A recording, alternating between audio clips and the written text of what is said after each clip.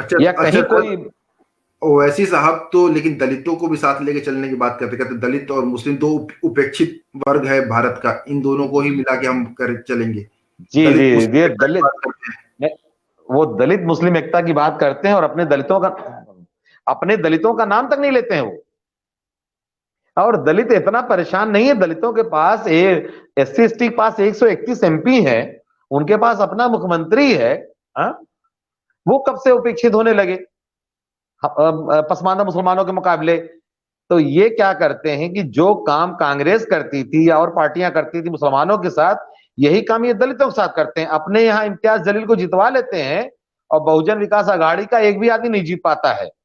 बिहार में इनके 4-5 जीत गए हैं। उपेंद्र कुशवाहा के कितने जीते? मायावती बड़ी पार्टी होकर कितना जितवाई है? तो ये अपॉर्चुनिटी, आपदा में अवसर तलाश करते हैं और ये एक नंबर के अवसरवादी हैं। मौका देख करके दलित का नाम ले लेते हैं ये।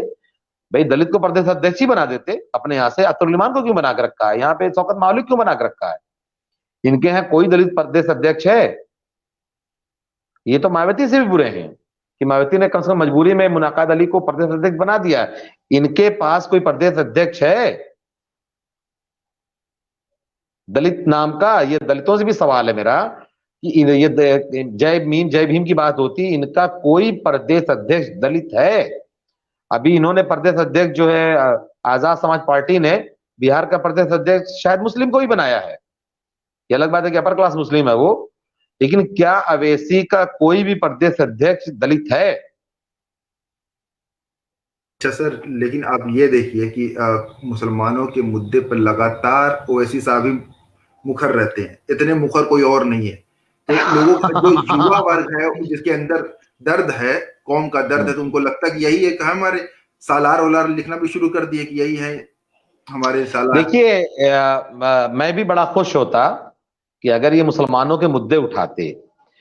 ये हर वो मुद्दे उठाते हैं जो बीजेपी के मुद्दे होते हैं। मुझे नहीं मालूम, अगर आपको मालूम हो तो मुझे याद दिलाइएगा, मैं अपनी बात वापस ले लूंगा। मुसलमानों के किसी भी मौलिक सवाल पे इन्होंने कभी भी आवाज नहीं उठाई है। और जैसा कि कभी के रहमान साहब ने कहा था कि मुसलमानों की प्रियरिटीज क्या हैं, ये मोदी जी के साथ बैठ करके मुसलमानों की प्रियरिटीज पे बात कर सकते थे। लेकिन इन्होंने किसी तरह की कोई भी बात नहीं की आज तक। ये सिर्फ उन मुद्दों को उठाते हैं जो इमोशनल मुद्दे हैं, जो भाजपा को सूट करते हैं, और जो हमारी जो संघी मीडिया है, गोदी मीडिया जिसको आजकल लोग कह रहे हैं, जो गोदी मीडिया को सूट करता, हमेशा ये उस तरह का सवाल उठाते हैं।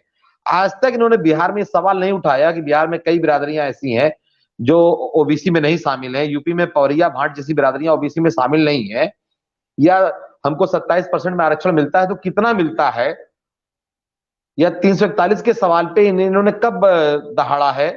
मजबूरी में कभी कभी नाम ले लेते हैं कहीं कहीं, लेकिन क्या इन्होंने 341 को एक मुद्दा बनाया?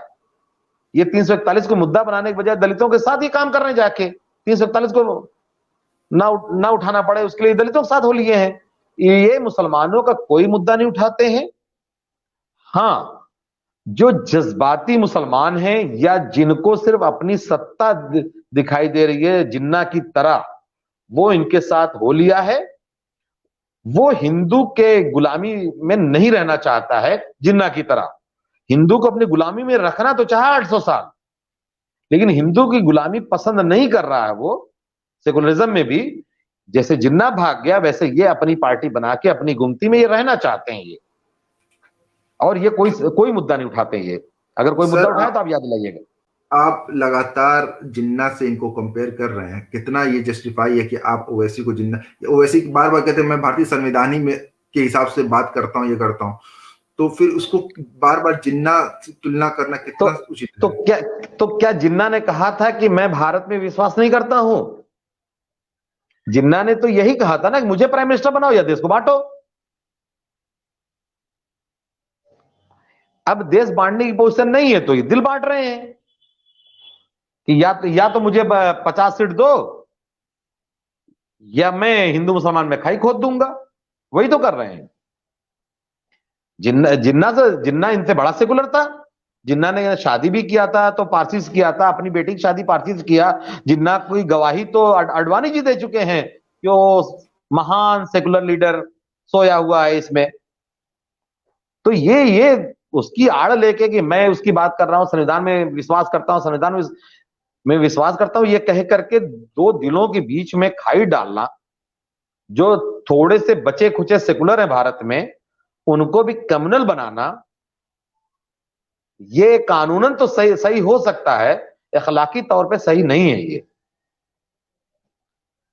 अच्छा सर, आप इसको थोड़ा सा और समझाइए कि अगर मुसलमान अपनी कोई पार्टी बनाता है तो ये गलत कैसे है?